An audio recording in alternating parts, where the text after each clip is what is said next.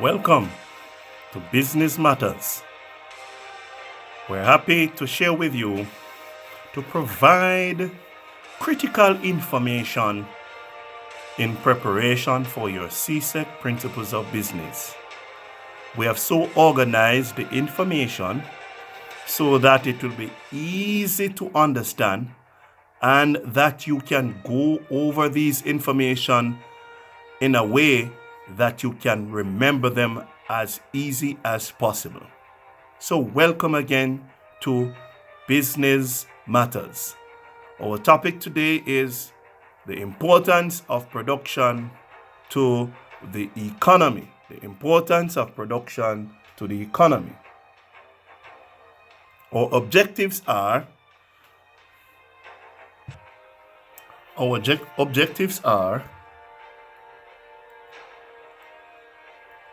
1.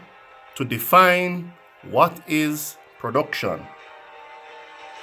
2. To identify factors in the production of goods and services. To identify industries developed from the natural resources of the Caribbean territories. To differentiate between production and productivity. And of course, we'd like to also explain the importance of productivity. Let's get right into it. What is production? Production refers to the activities involved in making products. So it is the activities involved in making products, or we could say goods and services. Now, according to Dr. Alan Whitcomb, it is the process and methods of growing or changing raw materials to finished goods or making goods and services to satisfy the needs of the consumer. A little bit more detail in the definition. Factors of production, what are they? Now, the factors are land, labor, capital, enterprise, and what we call entrepreneurial skill. Now, land as a factor of production refers to not just the soil or the geographical surface area, but also the natural resources. Example, minerals and chemicals, rivers, lakes, seas, sunshine and rain, desert and forest. I want to point out here that when we speak to land in two main areas, land is natural resources and man-made resources. These are two very important categories we can use to determine land, man-made resources, and as well as natural resources. And we have known as well that land is fixed in supply. So it does not increase or decrease. It is fixed in supply. Let's move on to labor. Now, what is labor? Labor is the people's physical and mental contribution to the creation of goods and services. So what is significant in that definition? Two things: physical and mental contribution of human beings. The physical and mental contribution. There are some jobs that are more physical, and there are some jobs that require more mental processes. All right? Now, labor force refers to all persons who have reached the age to work as stipulated by law. So when a country speak about its labor force, they're referring to all the persons who have reached the age to work as stipulated by law. In some countries it is 18, some countries it's 16, but that is what is referred to as labor force. Labor supply. What is labor supply? It is the amount of labor that is available for productive activity. Right? The amount of labor that is available for productive activity. All production requires labor, isn't that so? All production, doesn't matter what, the human contribution to the production process is always important. We also know that labor is divided into 3 categories or groups. What are they? 1, semi-skilled. So there are some people who are referred to as, fall in the category of semi-skilled. This is where we refer to someone who has no formal qualification or special training in the area. The person acquire the knowledge through manual practice or experience. Now, just before we go to skill, so there are persons, for example, those who are cleaners or janitors or custodial workers, they would have developed that practice of how to clean a particular area. So they are referred to as semi-skilled. All right. Gardeners are also referred to as semi-skilled individuals. All right. Secondly, we have the second category is skilled. Now, these are persons who have received training and competency in a technical or vocational area. So, for example, your masons, yes, your mechanics, your electricians, your engineers and plumbers, these persons are referred to as skilled workers. We're still dealing with labor, and we're going to the third category or group that refers to as managerial and professional. Now, these persons receive highly specialized training in a particular area. For example, our teachers, doctors, nurses, lawyers, architects, business executives, and so on. These individuals are falling in the category of professional or managerial. Now, most of these persons who work within this group tend to use more mental processes than physical or manual processes.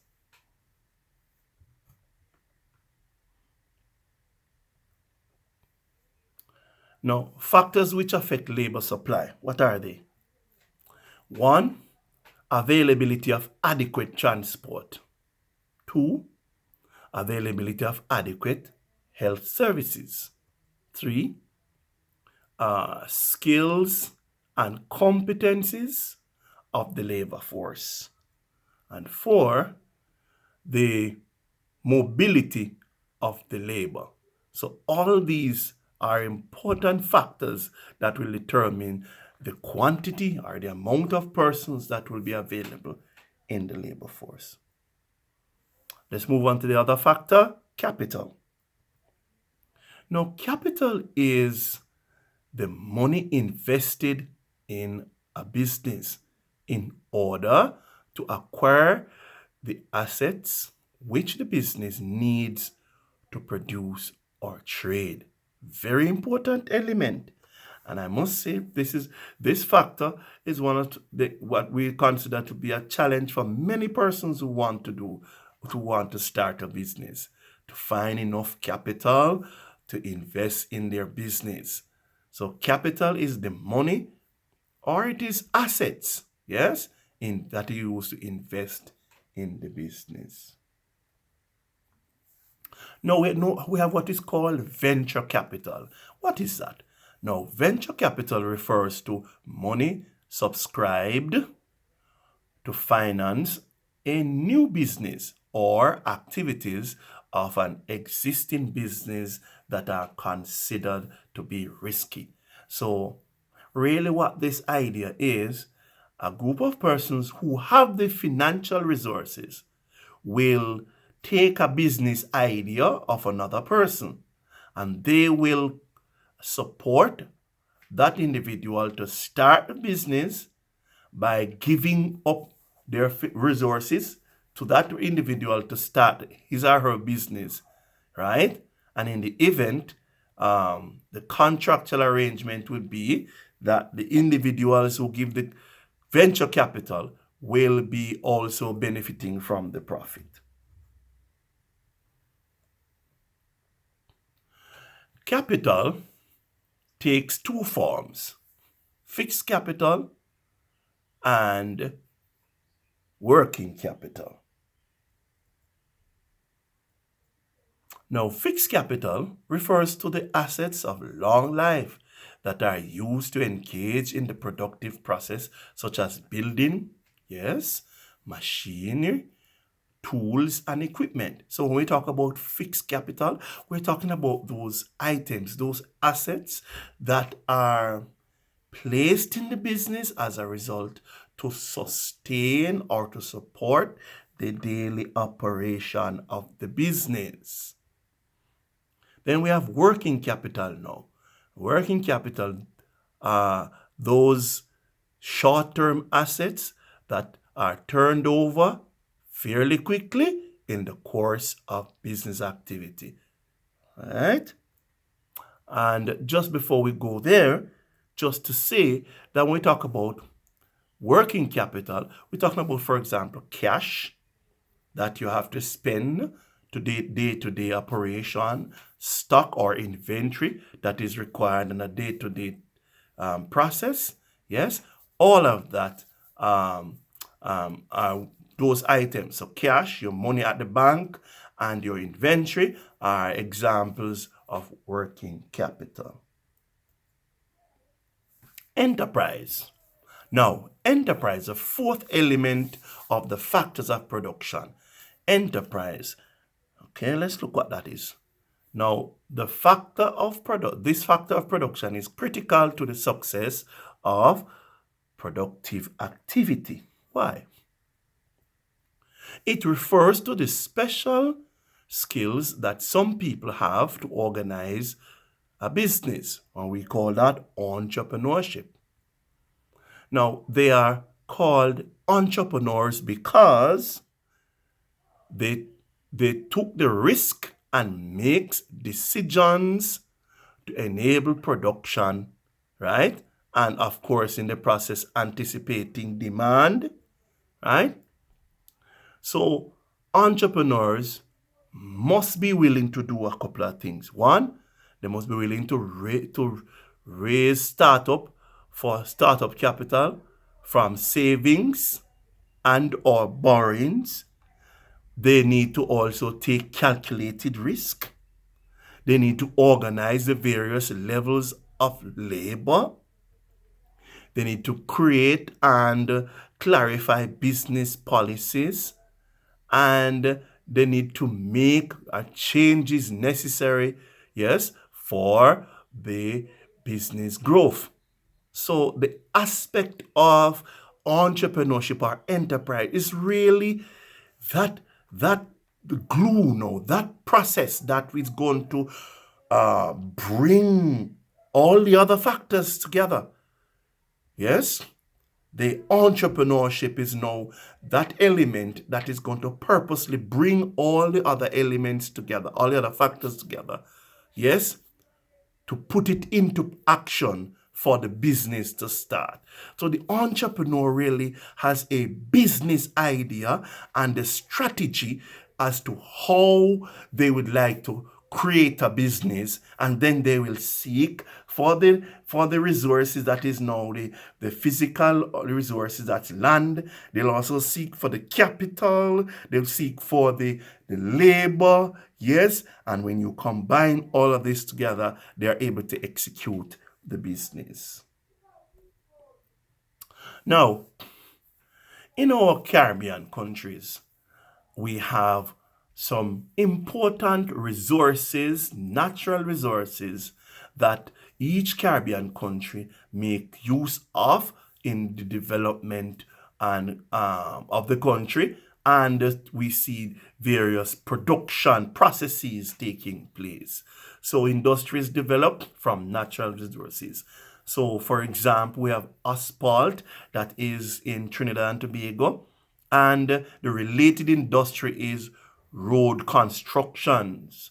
Bauxite is in Jamaica and Guyana, and they have from the export of alumina, right? Manufacturing crude oil from Trinidad and Tobago, and they have what now?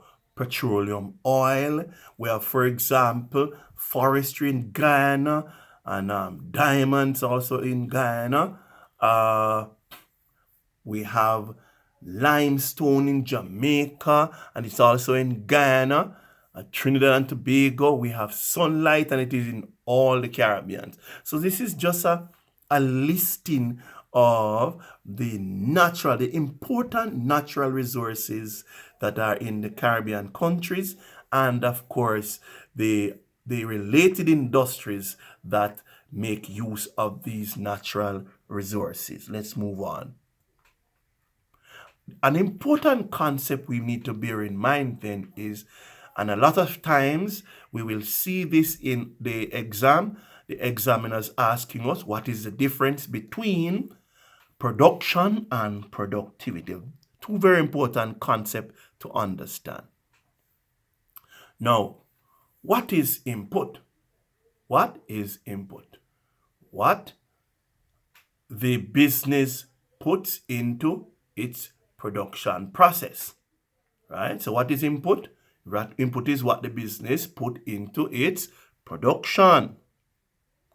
Now, what is output? We know output to mean the level of performance or achievement, yes, the business has gained as a result of its activities. Now, once we understand input and output, then we can speak to the very difference between production and productivity. So productivity helps us to recognize the quality of the output, right? Quality of the output is so productivity then speaks to the quality of the output. All right? While production now is the process of combining the units or input, yes, materials, labor, capital, to create goods and services to satisfy the need. So production then really makes use of the process of combining the natural resources, the raw material, beg your pardon, and the capital and the labor, these other factors of production, bringing them together to start the process of production. You're producing something. So the production, yes, comes out of the process of combining some input to get a particular output, which is the product, right? Productivity. Now, productivity refers to the quantity or the quality of the output per unit. So we said that production, yes, has to do with a process of using all the factors of production to create a goods, a particular good or product, while productivity is really the quality, the quantity and the quality of the output per unit. It is a measure of the increase in output. So productivity really looks at the extent to which the quality of the output, how much you are able to produce from what you have inputted. So ways productivity can be increased. Now, this is very important for businesses to determine how can they improve their business to create productivity. So, a business can be performing production, but they're not very high in their productivity. That means the quality of their production, yes, is not great. And so that may cause a high cost on their production. So we have some ways here that productivity can be increased. One, acquire new equipment. So New equipment will be able to produce function better and give you more output performance. All right. 2, provide training for workers. Yes. So productivity can increase when you increase the skills and ability of the workers. 3, provide good working conditions, which will motivate workers. Again, when people are inspired and they are motivated, they will do better job. High levels of productivity results in a low cost per unit of output. Very important. The higher the levels of productivity, it will result in a low level of cost per unit of output. Also, result in a high level of profit. Important point. Now, productiveness increases the overall proficiency of the business. So when the business is very productive and has high productivity, it increases its proficiency. That means it is producing much more at a lower cost. When the efficiency of the business is increased, then the production capacity is closer to optimum level, right? So when the business is operating efficient, then it will go closer to its optimum level of production. The more the business produces efficiently, the lower its overhead costs. These are very important points to remember. A positive work ethics contribute to productivity, yes? Whenever you have an institution that has a lot of conflicts and quarrels and fights and so on, productivity tends to be low. So where we have positive work ethics, people go to work on time and they know what they're doing and they feel motivated about their work, then you will have greater productivity. The use of capital can improve productivity. So that means more money deployed in the institution can be able to improve productivity. All right. So we want to thank you, ladies and gentlemen, for sharing with us as we have looked at the whole matter in part 1 of the importance of production in the economy. Thank you very much for sharing with us. Please like and share this video and click the subscribe button if you think the content is good. We are always appreciative of your support and the encouragement to continue to produce quality work for you to be benefited from. Thank you very much.